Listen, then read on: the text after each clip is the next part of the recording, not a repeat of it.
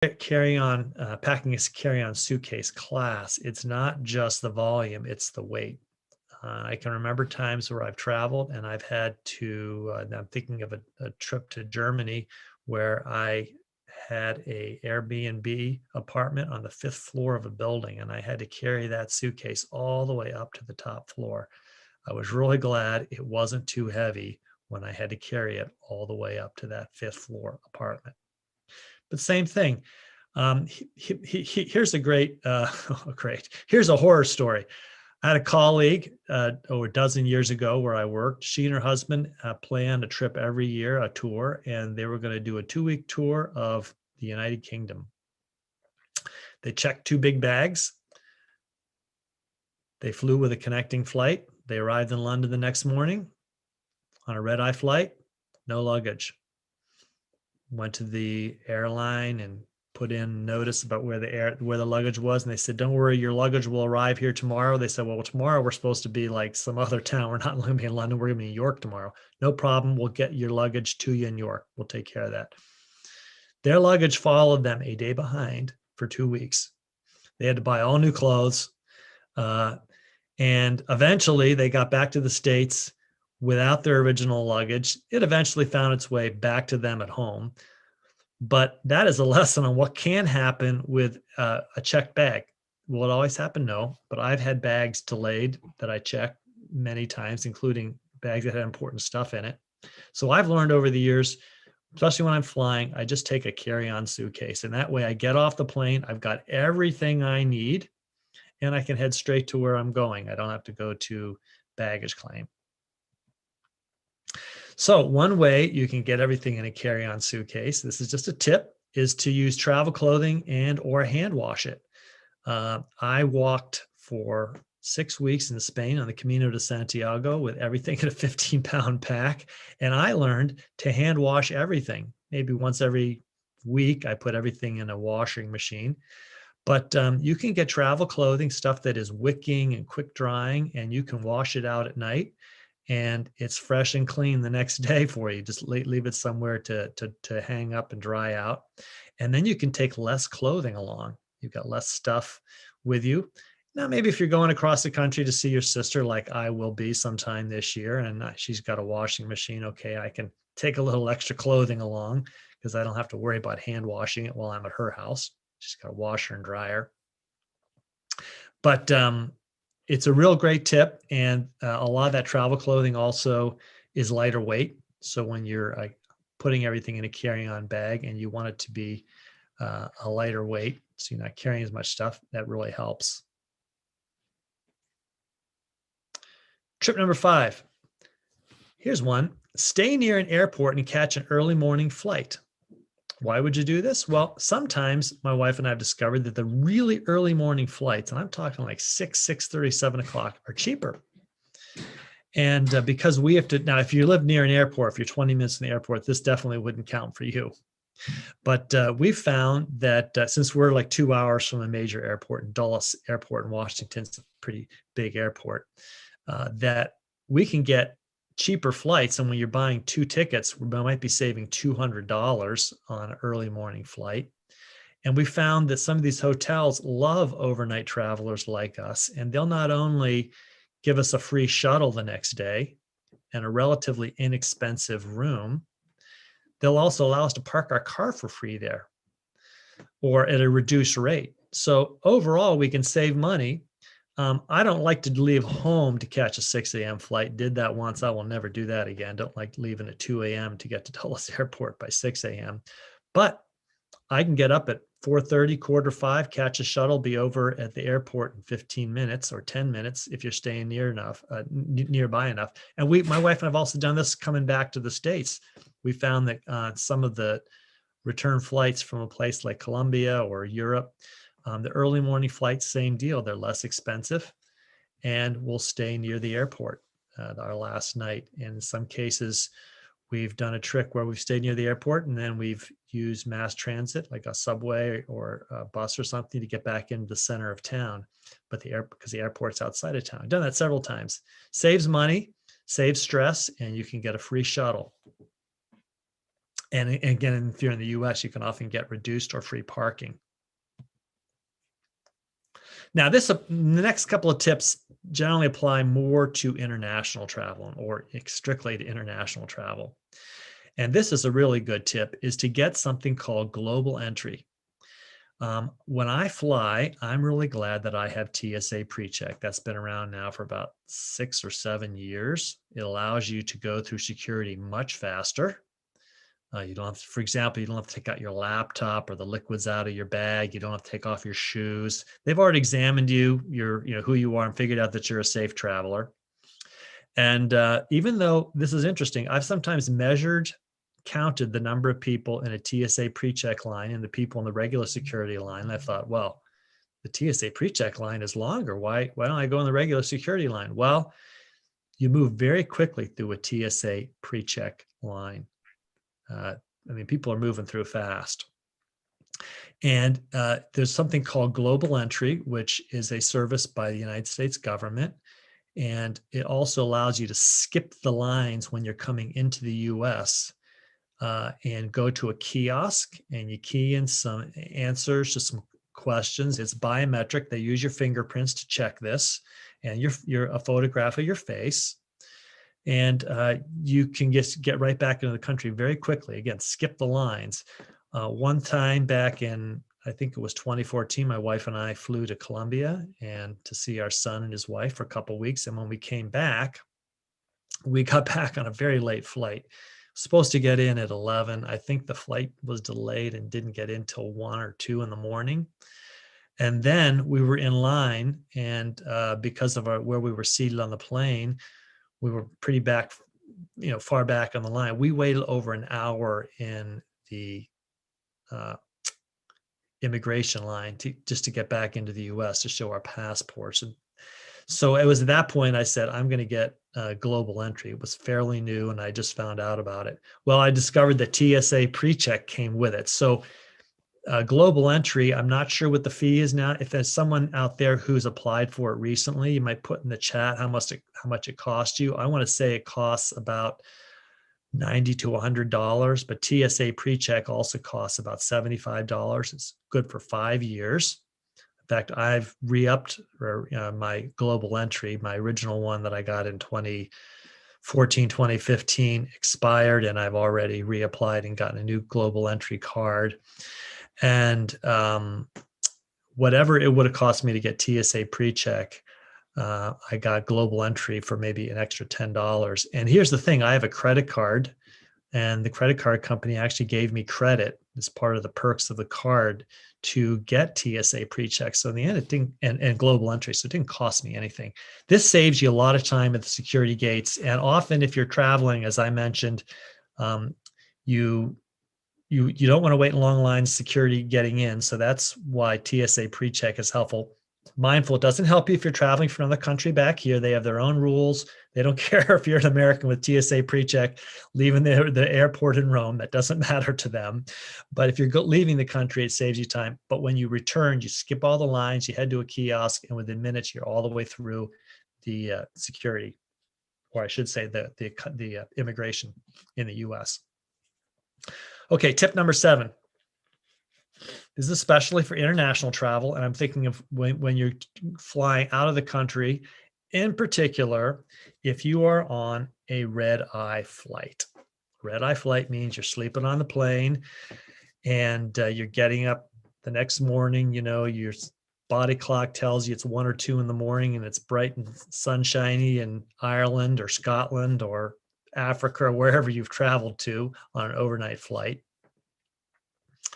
And you have to get off the plane with all your stuff and then go through their immigration and border security.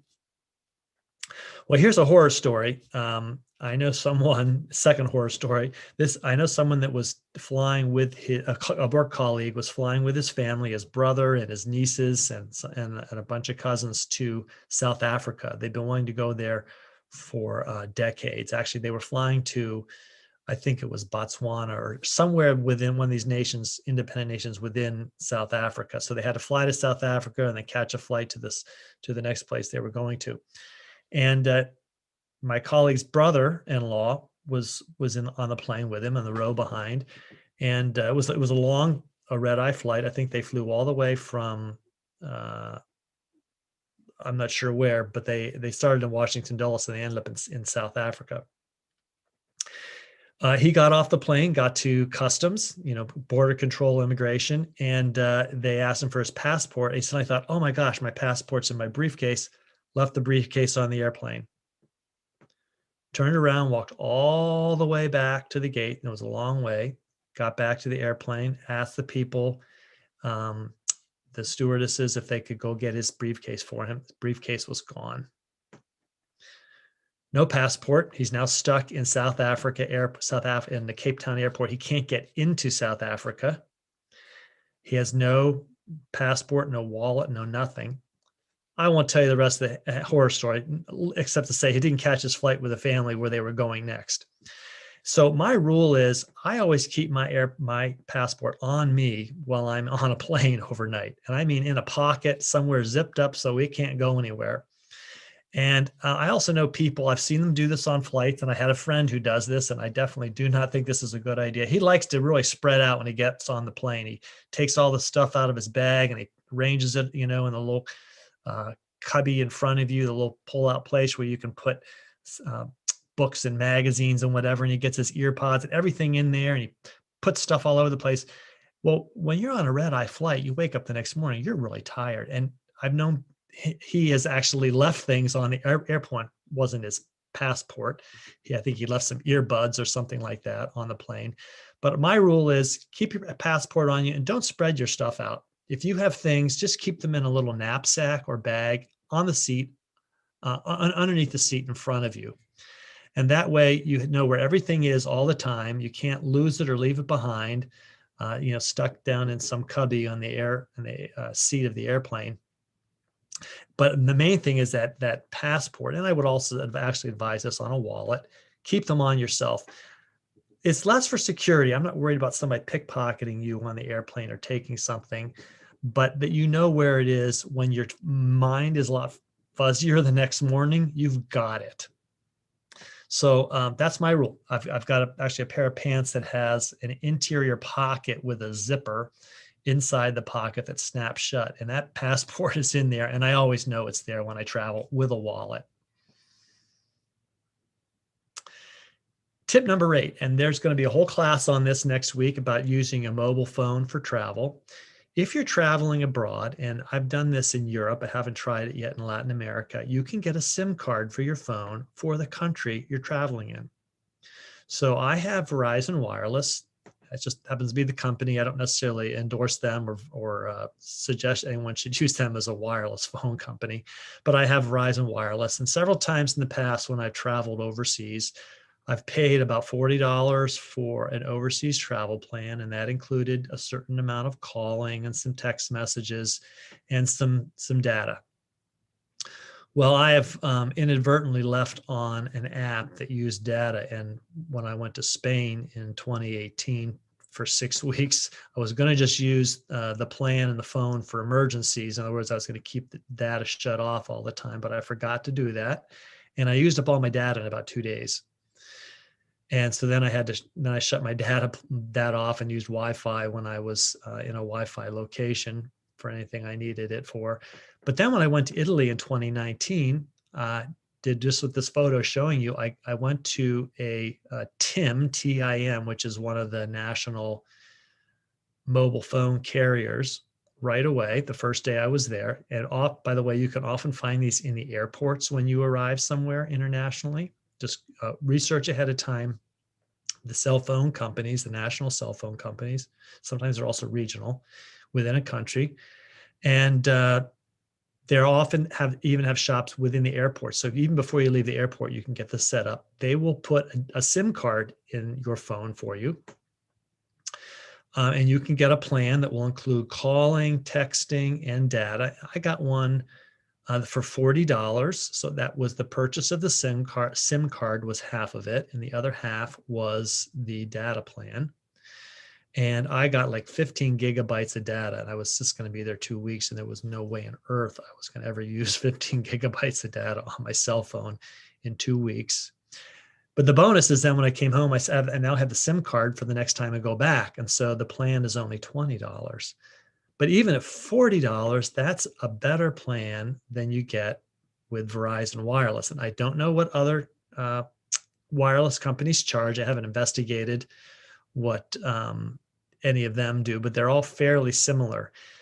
But the SIM card is a good investment. And when you this is in the class, by the way, about using your mobile phone. That'll be, I believe that's next Wednesday at the same time, 11 o'clock, using your mobile phone for travel. I'll share more about using a SIM card, but the person at the store will put it in for you, get it all set up. We'll test it so that you know, and they'll give you a new phone number. You have a national phone number for that country. But then you can let people then at home know. If you've got family or friends that need to get in touch with you, you can give them your new phone number. It's a temporary phone number. Then when you come back to the US, you just put your SIM card back in and reset your phone. So it's a great tip. It's one I'm really glad that people have told me about. And it saves money, saves time, and saves stress. Tip number 9 has to do, again, with international travel, and it's about cash. When you're in a country, don't use the currency exchanges. They don't give you a very good rate. And if you arrive by plane, you'll see these places right away in the airport, and they'll often tell you the exchange rate. But I always research exchange rates before I go somewhere. So if I'm going to a place that's in the Eurozone, I check what the exchange rate is on the euro, for example. And another one of my classes where I show you how to use mobile apps to travel. I show you the Globe Convert app that I have on my phone. It'll tell you pretty much the latest up-to-date exchange rates. You'll get a much better rate at an ATM. And also, before you leave, if you have a card, your ATM card, you can look on the card and find out what kinds of machines in the other country will give you the best rates. And a good guidebook will even tell you where to find ATMs in the country. Also, if you're on any travel forums, I realize this is a lot of information, but I go on a lot of travel forums. People will even tell you on a travel forum where the best ATM is that gives you a rate. Often when you're getting cash in a foreign country, they charge you not only the exchange rate, but there's a fee. Maybe if it's in a Eurozone, it might be €1 or €2 to get cash, but it's generally, not always, but generally a fee per transaction. So you want to get more cash per transaction. So if you have a choice between getting €100 or €200, the fee is going to be the same. Sometimes they charge a percentage, but generally they charge you just a fee per transaction. So get more cash, and then you won't have to pay the transaction fees. Again, it's not huge, but it's still going to be a better rate than you would get if you went to a place that gave a currency exchange. One other tip, and I've done this when I'm home, before I go on a trip, I'll ask people, hey, anybody got some euros they don't want? I'll give you the current exchange rate.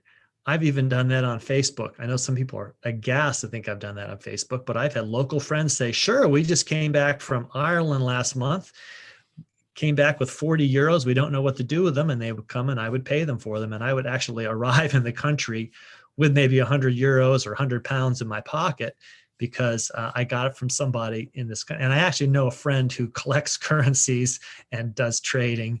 And so sometimes he's given me, sold me some currency. But I've even done that with Swiss francs. It's just I always like to arrive in a country, if I can, with some cash in my pocket, even if it's just to buy a cup of coffee. You can use credit cards in other countries, and you want to make sure you have a credit card that doesn't charge fees per transactions. And most of the major cards that you can get these days don't charge foreign transaction fees. But you probably want to avoid charging for a €2 cup of coffee. You don't want to do that too often. So I always go for the cash. And if I can get it before I leave the country, I do. Tip number 10, shop secondhand stores when you're abroad. if anybody wants to know who that Jane is in the C. Jane run, that is my Jane, my wife. And we discovered this when we went to England in 2008. England has, I don't know, 5 or 6 major secondhand store. I want to call them chains. They're all run by charities. The biggest one is Oxfam. We found all sorts of neat books and souvenirs and things in these secondhand shops at a fraction of what you spend somewhere else.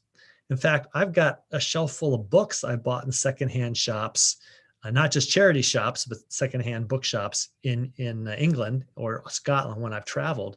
But we found these even in France and Germany, again, run by charities, high quality stuff, good stuff.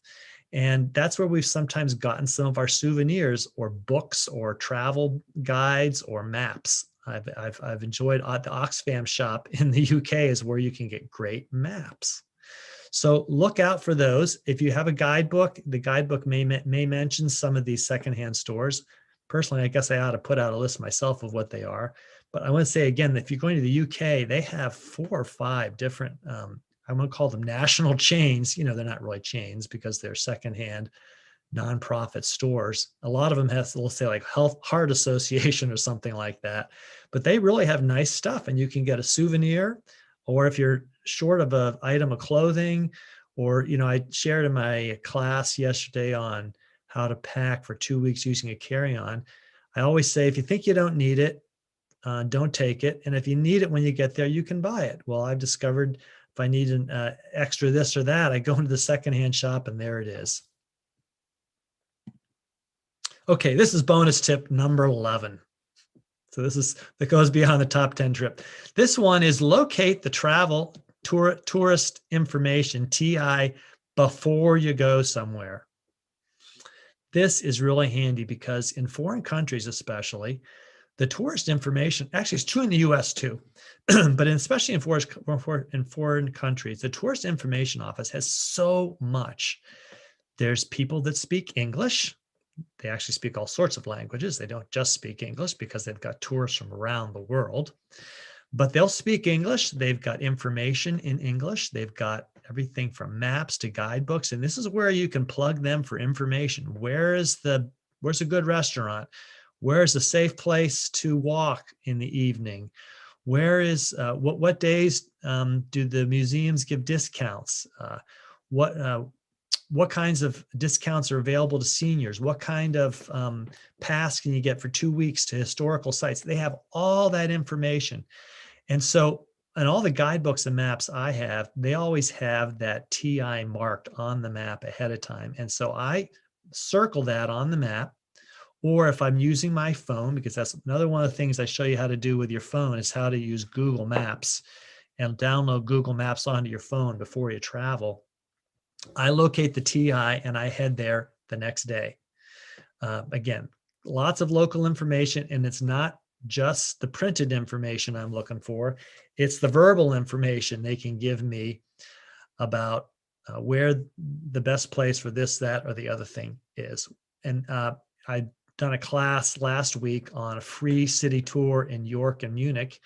And in one case, the tourist information office was the place where I found out where I could get a free city tour. So I'm going to stop sharing here and bring everybody back so I can see you all. And I'm going to start checking the chat because you've all been really active in the chat. I love it. And I'm going to just start rolling down some of the comments and questions. And if I don't get to your comment or question by the end, and I should, let me know and we'll make sure we note it. Yep, Melinda says, plan ahead, plan ahead. Cindy says, less stressful when you build margin into your travel. Yes, Cindy, you and I are completely together on that. Hi, Regina. Regina's waving hi. Good to see you with us this morning. Melinda says, someone suggested take a phone photo of your doors, coffee pot, etc. right before you leave. That's an interesting one. Yeah, that eliminates the nagging thought of what if you know what, because that plagues me. Did I leave the oven top on? You know, I never do it. But why is it when I think I'm going away for 2 weeks, I've suddenly done it? It's no, and that's great because you can have locked everything and turned that coffee pot off, and then you just go crazy. You drive back and found out. So someone suggested that, and I've started, it's like, oh, okay. You can look at your phone and go, yeah, that door's locked. Yep, the coffee pot's off. You're good. That's a great tip. Jane has well, anyway, let me scroll down here. Jutta says, always have a change of clothes on when you travel by airlines. Yes. Okay, so Michael's got the cost here. Global Entry costs $100 for a 5-year Yeah, so I pulled membership. up a link and they had different costs for different type of credit cards. So I just put a link in there. It is very helpful. Just see the link and determine which card you have and what is the price that you're going to pay for both of the different Global Entry and TSA. And Global Entry, they do a security check. They bring you in, they take your picture, they do an interview, they get your fingerprints, but it is really And you were talking worth it. about a link, right, Russ? That was the link. Yep. They're asking, like, can you put the link in the notes? I'll put the link in the notes for Global Entry if anybody wants to apply. It is a bargain Yes, It is so worth it. It is so worth it. One thing on Global Entry also, because of that interview thing, which is a pain, especially if you live far away from the airport, is I had applied for mine, and when I was coming back into the country, they noticed and they were able to, as I was going through immigration, they just took care of it right then. In other words, got my interview done and before I even left the airport. So that's great. something to keep in mind. That's great. Sandy asked about what credit cards might give the reimbursement. I actually get it twice. I have a United Mileage Plus card, and I have an American Express card with Delta, and they both, when I renewed the credit card or when they gave me a new card, they sent me up to the information. They both offered that discount. It's a reimbursement. Basically, if you pay for it with the credit card, if you pay for that TSA application or renewal with the credit card, they see it and they credit it to you, which is very nice. So again, American Express with Delta and United does that. I'm going to take a guess that I think it's generally either an airline card or a card which is specifically for air miles for you. There are other international cards that aren't airplane cards that will do it too, like Chase Sapphire and Wells Fargo's got one. And so it doesn't have to be an Air Miles card. That's right. Chase Sapphire is a good one. Okay, here's, Elaine says there's a long delay now, right, for Global Entry. You're right. I applied for my Global Entry in 2015, maybe like January, and I was seen within 3 weeks. My wife applied for it later that year, and she did have a long delay. And then my in-laws applied for it the next year, and they had to wait about 3 or 4 months. So look at this. Elaine says she applied in March, and the first interview was not available for October, which unfortunately is after your planned trip. Part of that, I'm sure, it has to do with pandemic and offices being closed. So I would say if you're thinking of doing it, do it now. It's worth it. The good thing is, though, that once you have one, you can renew it online. That's right. Exactly. You have to go in for another interview. That's right. I renewed mine online, and actually when I renewed it came pretty quickly. And Sandy's asking, can you make a copy of this chat? Sandy, what you do is you go to the bottom right-hand corner of your chat window, and you'll see a little bubble with 3 dots in it. Click on that, and it'll allow you to save the chat. But I will make sure the link for the credit cards and the TSA pre-check gets in the class notes. That does not work on all iPads. all setup. Russ, I have one more thing to say about the Global Entry. Be careful when you're coming back into the country, because I know I read in the newspaper this happened to a lady in Atlanta, and I had an experience that sort of confirmed it. She came back into the country and had an apple in her bag from an airplane, and she lost her Global Entry because she had not declared that apple, and it's a fruit. I was traveling in Europe and came back, and I had an apple in my case, and I threw it away on the airplane, but it had been in my little bag that I was carrying, handbag on the plane. And the dog smelled whatever had left that apple in that bag. When I got back to Houston, he sat down by my bag, and the guy took everything out of my bag. And he said, "Did you have food in here?" I said, "Well, there was an apple in there." He said, "Well, what did you do with it?" I said, "I threw it away on the plane." And then it was fine. But caught with fruit or any kind of thing like that that you don't declare, you'll lose global entry. That's right, Susan. Very good point. I've noted that on my global entry, and I've taken it seriously because I did the same thing. I had a bag of food I picked up at a bakery and maybe a grocery store before I got on the plane. Got on the plane, didn't eat it all. And when I got back, I thought, oh my gosh, if they see this, I did the exact same thing. I trashed it on the plane. Fortunately, it had never been in my bag, so that nothing detected it. Very good point. They take it really seriously. Even if you were to do something like grab a packet of seeds in a store, they could, if that was found in your suitcase and not declared, that would be, and I've done this, by the way, that could be cause for denying your global entry. So take it very seriously. Don't mess with it. Okay. Someone asked if we'll get the list. Definitely, you will get the notes at the end. Mary says you traveled to Germany without any reservations. You use the TI office, and I agree. That's a great way to do it. There's definitely ways to travel. And after walking the Camino de Santiago, where I made almost no reservations for 6 weeks, I really enjoyed the relaxed attitude. But not every place is always like that. But the TI office is really helpful. I mean, I've really come to rely on them when I get to town. That's why I mark them on a map before I get there or put them on my Google Maps. Someone says, love the secondhand stores. Yep. And I just love those secondhand stores. We've bought souvenirs, little stuffed animals and things for grandchildren and just for practically nothing. Even bought in a secondhand store in Germany, what would be in this country an expensive little pottery dish for like €1, something someone would pay $10 or $20 for in the US, was just sitting in a shop. Any more suggestions? Go ahead and you can unmute yourself. Well, actually, let's raise hands because this is a pretty sizable class. And even better, if you can raise a virtual hand in the reaction button, and I'll see you've got something to say. That way we don't all try to talk at once. So you can either raise a virtual hand with a reaction button or just raise a physical hand. Renee. I asked the question on the chat, I thought, but I wonder, do we need to bring our COVID cards if we got our shots? Does that make a difference? Do we need to carry them with us? Yeah, Regina will answer that in a second. The answer right now is that we don't know anything. I doubt that the cards themselves, my daughter just went to Mexico today, and I'm going to ask her about it because she carried hers along with her. She's not worried about getting into Mexico. Her concern is what might happen when she comes back. So she and her husband carried their cards. What they are working on, I understand. So don't quote me as an official source. But what I understand is that they are going to eventually develop an app that will be on your phone, and you can show that when you arrive. Because right now, a lot of countries, it's not even just a vaccination. They want a negative test because people who are vaccinated can carry the virus.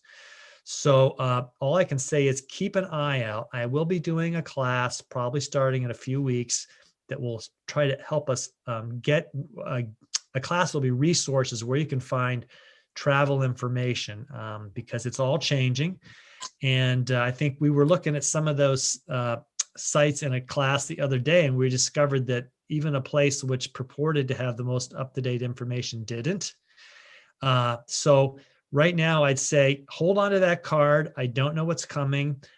I'll give an answer for myself. The state of Virginia has me in their database, and I'm assuming that at some point the state of Virginia will allow that information to be used by me to get on an app to show that I have been vaccinated. Melinda, did you have a question or comment? Go ahead. I just wanted to comment from my experience, as far as it's always, to me, I've gotten caught when I haven't had places booked ahead of time.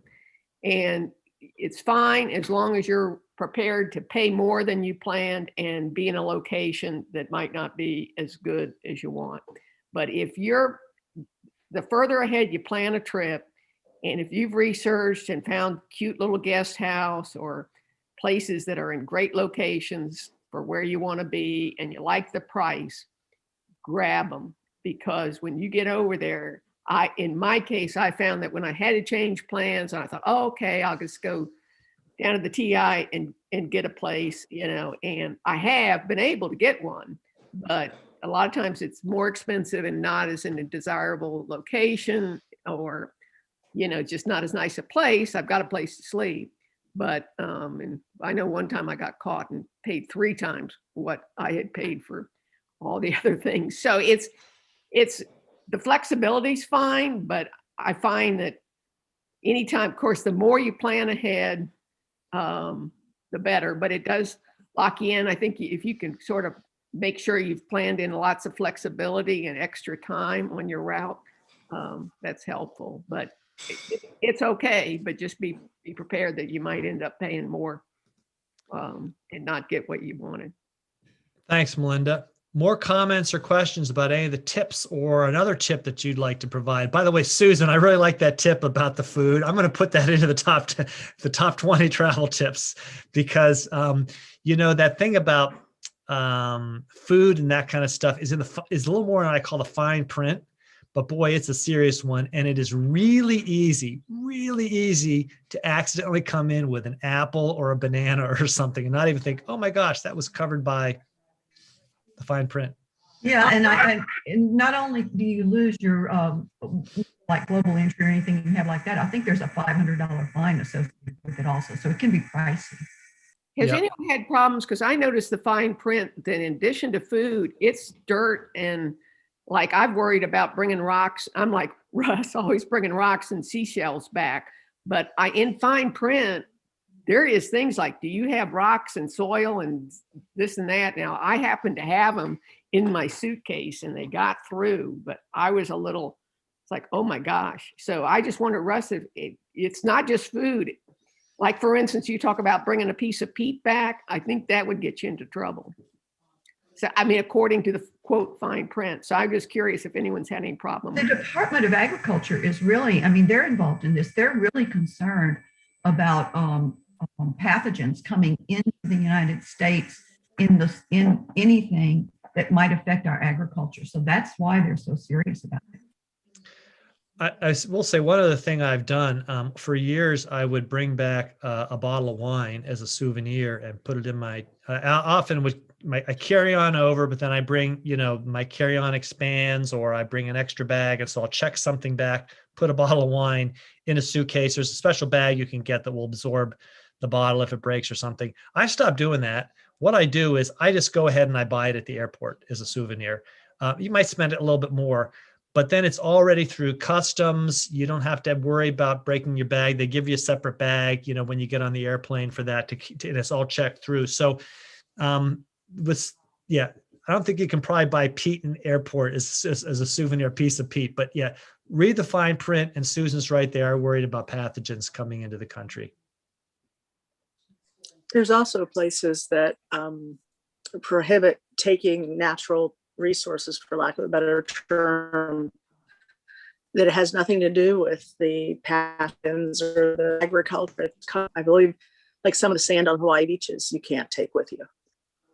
That's right. And it's more that it's illegal, has nothing to do with the fact that it's going to cause danger and bringing it across for agricultural reasons. Right. Like I've even wondered if I were to find a fossil on the beach in Scotland, would that be like taking an antiquity, or not an antiquity, but something like that. So it'd be good to research it. Be good put a question to put out on a travel forum. More comments. Anybody got? Oh yeah, Renee got another one. Go ahead. Sorry. We had a really bad Chevy Chase European vacation once. Everything went wrong. And we thought we planned it so well, but we kind of left room, and these advice are good. But we had several times, we actually made a joke of it. We took pictures in front of the police stations because we had to report this was stolen, that was stolen. I mean, it was bad. We were there for 3 weeks traveling Europe. And we visited most of the police stations. Something happened. They broke in our car. They stole my purse off my arm in the cart when they were arguing with me about my car being ready. Stuff like that. There's scams around you. Watch for them. That's all. Okay. Yeah, I've got some horror stories about things happening that certainly didn't plan on when I was traveling. Jeannie, Yeah, I know you talked about having everything, putting stuff under the seat for that you want to use during the plane, or not having it spread out. Because seats are so compressed now, it's hard to get in and out from under there. I ended up taking either a Ziploc bag or a little stuff sack that I can just put my phone, my headphones in, maybe a notebook and some pens. And then I use that to corral everything that goes in the seat back pocket, so I can just take it one piece out or one thing out. I only have to worry about one thing not being in the bag underneath my seat, or things falling down at the very bottom of the seat back pocket.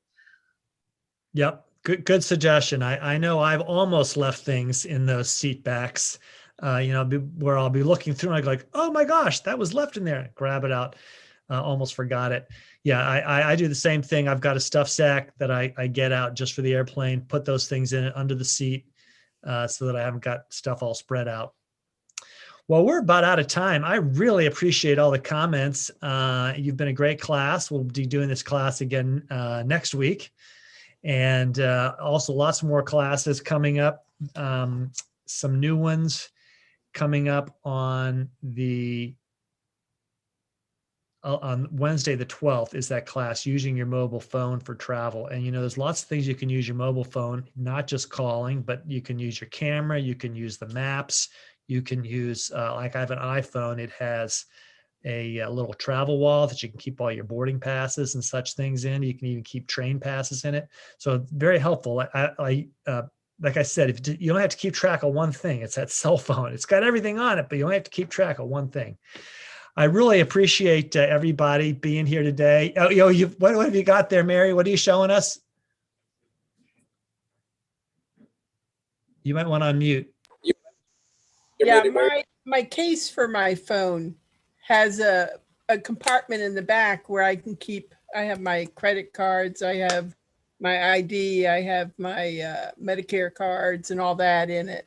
So it's easy right there with me. That's great. I mean, I actually have something similar. This is my cell phone. It's in a leather case, and a leather case has a few slots in it for things. And also the phone can come out of the case. It's magnetized. So I've dropped my phone so many times, the phone's fine. So good suggestion. Thanks, Mary. You all have been a great class, and the notes will come out too. I appreciate any feedback that you can give me about how to make this class better. So when you get your email and there's a chance to do feedback, I really appreciate that. And I'll have another class today, 4 o'clock. We're going to look at the foods of Oaxaca.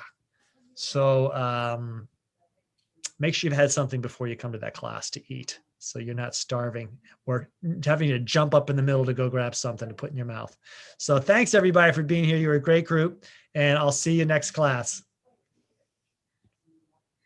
Goodbye. Thank you, Russ. Goodbye. Thank you.